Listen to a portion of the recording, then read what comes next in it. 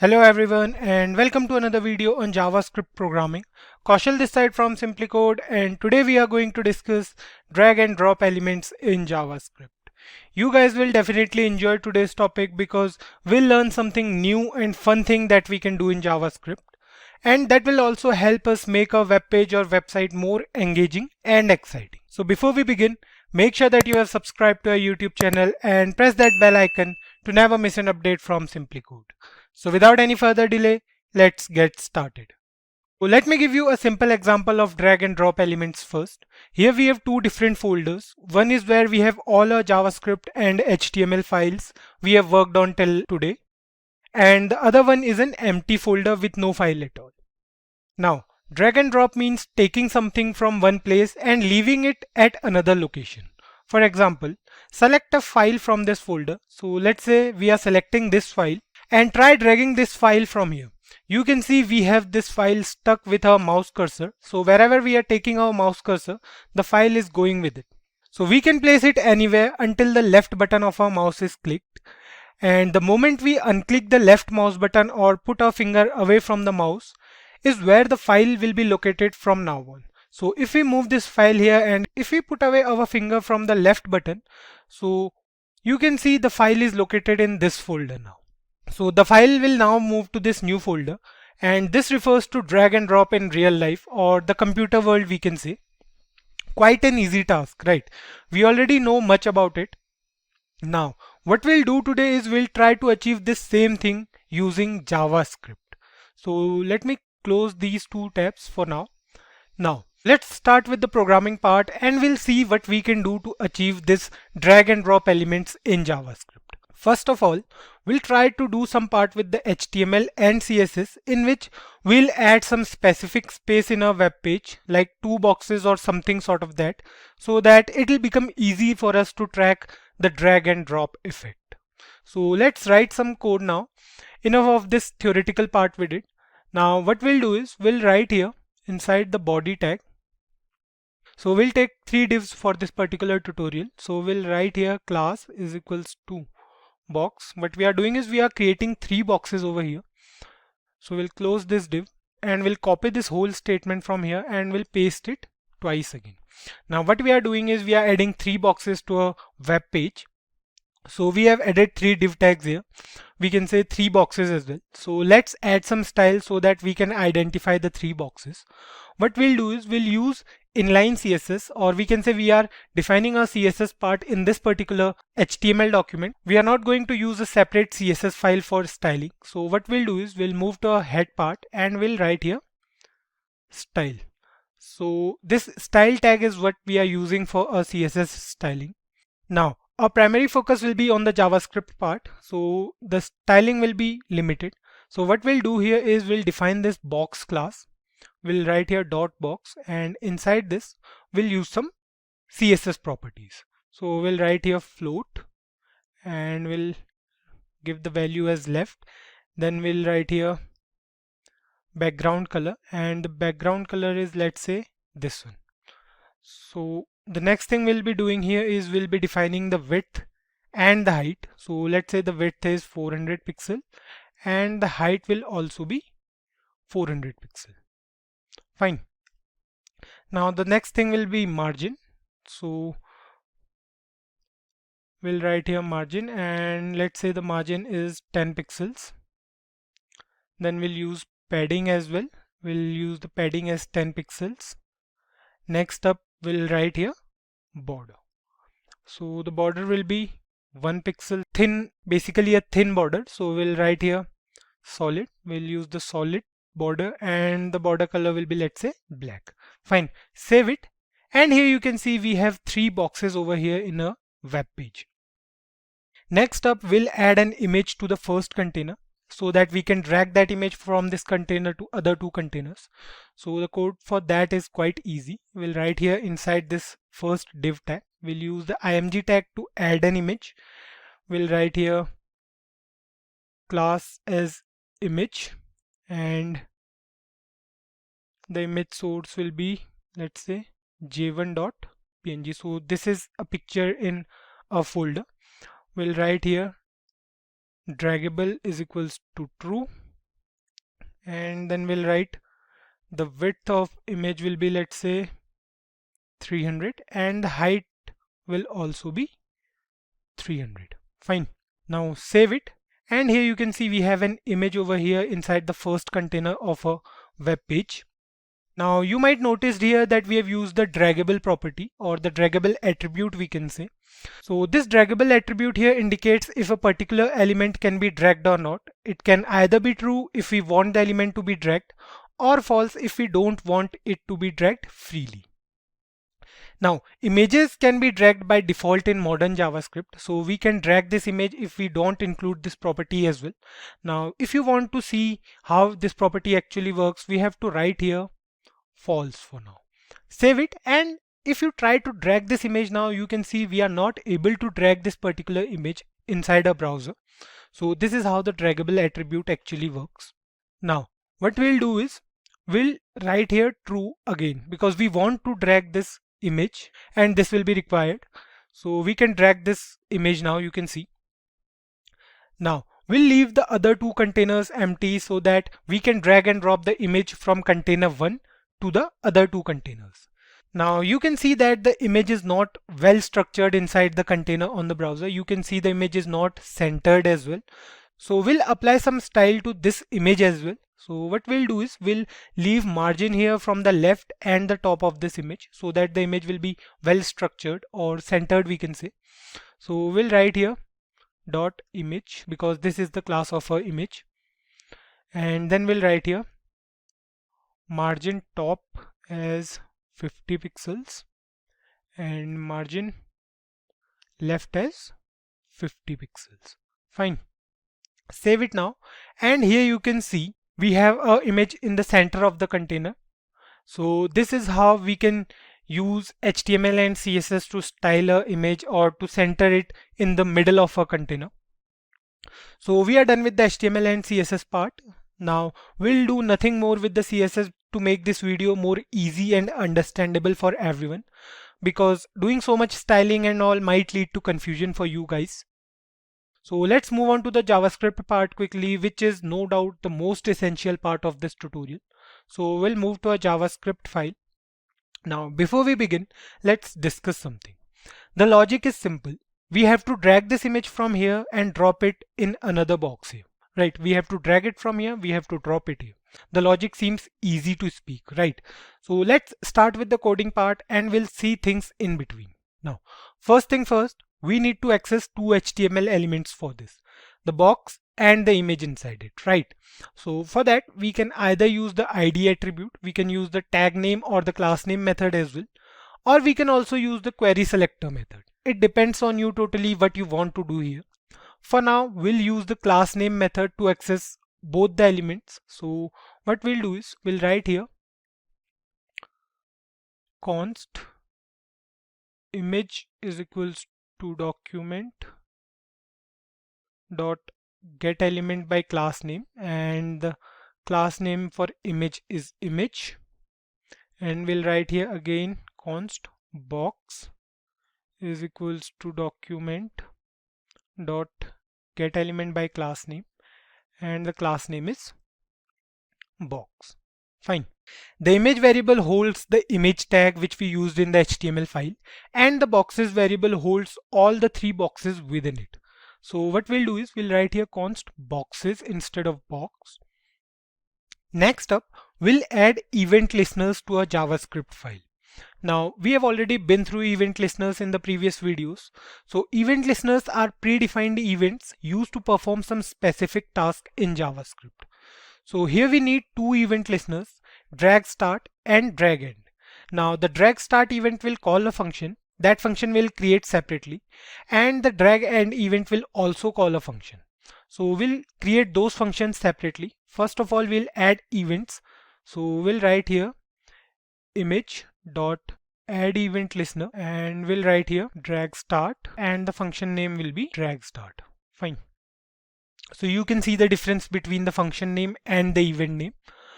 Now next up, we'll write here image dot add event listener. We'll write here drag end, and the function name will be drag end. Fine. Now remember that we are using these events on the image only for now to drag this particular image from one place to another. We could have done it on the HTML file as well, wherein we can include these events inside the img tag like we were doing in the earlier videos. But it can be confusing because we have to include so many functions there, which is a bit confusing. Now moving ahead, we'll create these two functions now, the drag start and the drag end function. So the drag start function will obviously start the dragging part and the drag end function will stop it. So for that we'll write here function drag start, and then we have the body of this function. Similarly, we'll create another function which will be drag end, and we have these two functions here. One will start the dragging event and the other one will end the event.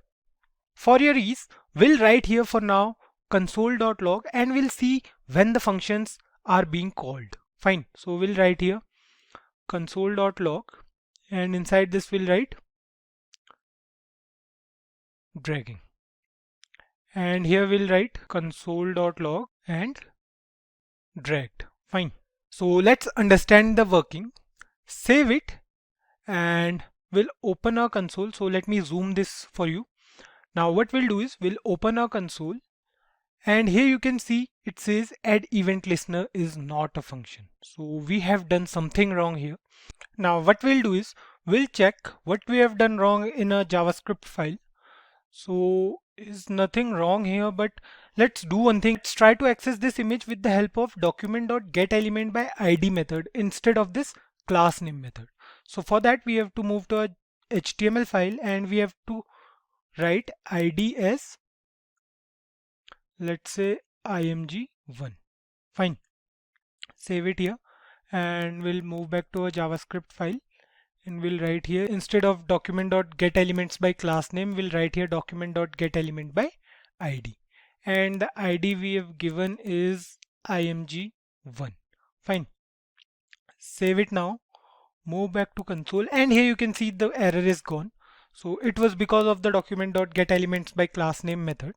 Now, once you start dragging this image, the drag start function will be called, and you can see here it says dragging. Right, the drag end function will be called once we leave the image somewhere. So if we leave this image here, you can see it says dragged over here.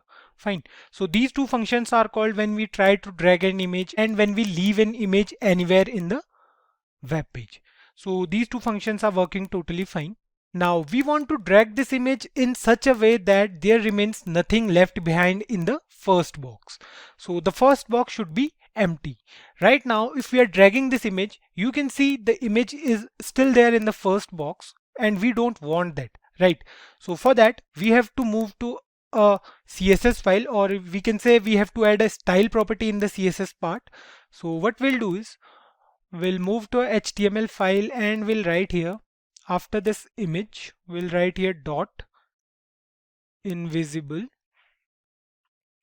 and we'll write here display is, let's say, none. Fine. Save it now. Now this invisible property will make the space empty. It will make the space in the first container empty after dragging the image from that. So to give this class to the image, what we have to do is we have to write inside the drag start function. Fine. So what we'll do here is we'll remove this console.log first and we'll write here this dot class name is equals to invisible. Fine. Now save this HTML file, save this JavaScript file, and let's try to drag the image now. You can see on dragging the image, it becomes completely invisible. So we don't want that to happen. What we want is we want this image to disappear from the first box with a minimal delay. So what we'll do is we'll use the set timeout method for that. We have already been through this method. So what we'll do is we'll write here inside this drag start function set timeout, and inside this set timeout method we'll use a callback function. So we'll write here this and we'll cut this piece of code from here and we'll paste it inside this set timeout method, and the time will be 0 because we want minimal delay. right? Now this will work totally fine. Save it and move to console. So we'll open console, and here you can see now this is working totally fine. On dragging this image, there's nothing left behind in the first container. So this is working totally fine. Obviously the image is invisible once we leave the mouse button. So for that we have to write something inside the drag and function. So let's do it here as well. What we'll do here is we'll write here this dot class name is equals to image. Fine. So this will be the class name. Save it now, move to console.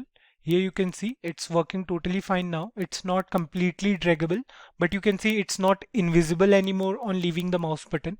So it is working totally fine. I hope you guys understood it till now. Next up, we'll add some more events to the boxes as well. So till now we have been using events for the image only. Now we'll add events to the boxes as well. So for all the boxes, we have to loop through them and we have to use certain functions. So what we'll do is we'll use the for of loop to loop through the boxes, and let's do it here first. So we'll write here for let box of boxes. So we'll loop through all the boxes.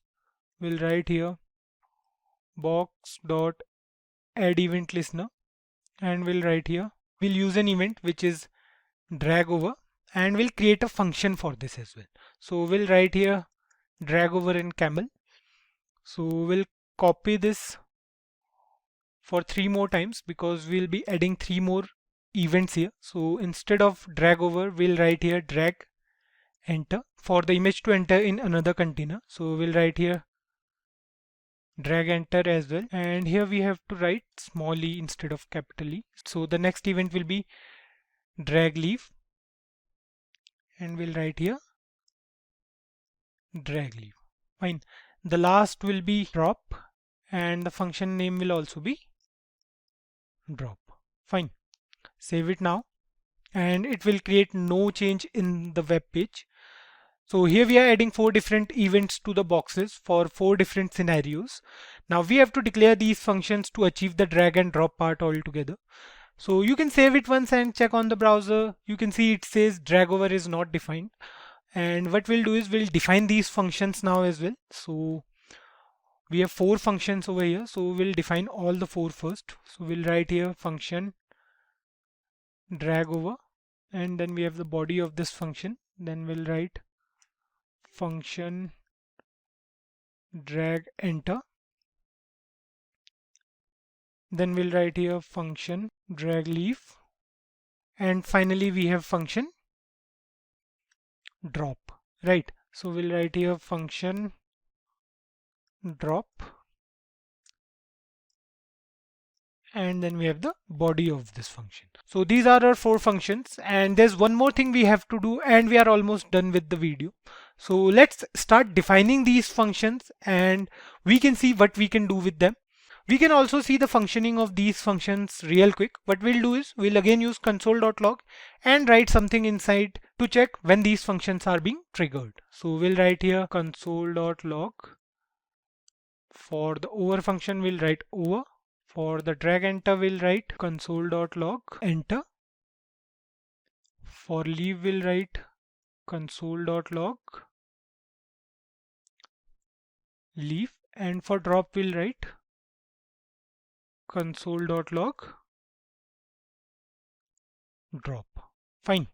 So save it and go to the console. Now start dragging this image, and you can see the different functions being triggered on various events. You can see when we take this image over another container, the drag over function is being called.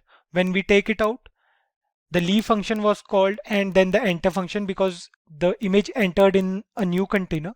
So this is how these functions actually work. Now the drop function will not even trigger. We'll see why. So now we have to cancel the default working of this drag over function, drag enter function, and the drag leave function, because we want to assign a particular task to the drop function and we don't want them to follow their default behavior. So what we'll do is we'll use the event listener parameter for it along with the prevent default method. So let's do it first and then I'll explain it to you. We'll write here inside the drag over function, we'll write here E. So E will be the parameter. We'll write here E dot prevent default. Fine. We'll do the same for drag enter and drag leave, and we'll pass E as the parameter for both the functions as well. Save it now and we'll move back to a console and start dragging the image, and you can see the drop function is being called now. So this is why we have used the prevent default method. This prevent default method is used to prevent the browser from executing the default action of the selected element. Next up, we'll move to the drop function quickly and we'll see here. So here we are inside the drop function. Now, if you are changing the style of boxes on certain events like drag enter and drag leave, then remember to change the styling back to the original one while dropping the image to another container. So for that, we have to use the class name again. So what we'll do is we'll write here this dot class name is equals to box, and we are good to go. So the last thing we are left with is the image on the new box. For that, we have to append the image to a box on dropping it, right? So what we can do is we can write here this dot append and we'll pass image as a parameter now. Fine. So the image here is the class name and it will append this image to the box. Save it, go to the browser, close this console here. Now start dragging this image, drop it here, and you can see we are good to go now. We can drag an image from anywhere and we can drop it on any of these containers. We can drop it here, we can drop it back and forth, we can do anything. Like we can add one more container here. For that, what we have to do is we have to move to a HTML file, we have to copy this line and we have to paste it 2 times, let's say. Now here you can see we have 5 containers. We can drag this image and drop it on any of these. So it is working totally fine.